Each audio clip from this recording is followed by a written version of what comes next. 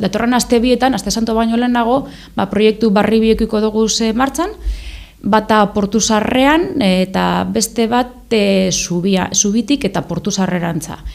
Jakindakizuen moduan, gure kostaldea erreferentea da, oso polita da, eta turismo mailan errekurso oso garrantzitsua da, eta Eusko Ikaskuntzagaz batera proiektu bat jarri dugu Portuzarrean, Portuzarra, kultura, euren izaera, eta Algortako eta Getxoko historia ezagutarazteko, nondik datorren eta hori dena, eta ibilbide virtual bat egin dugu, eta, apurken ezagutuko duzu, segurantzean datorren astean. Eta gero beste proiektua,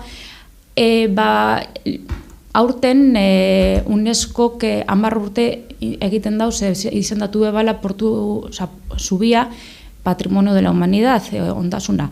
Eta horregaz batera, hori aprobetxatuz, ibilbide bat egin dugu, gure kosta eta gure monumentuak ezaguterazteko. Eta ibilbidea Zubian hasiko da, eta apurkan errekurso guztietatik erango gaitu Portuzarreraino.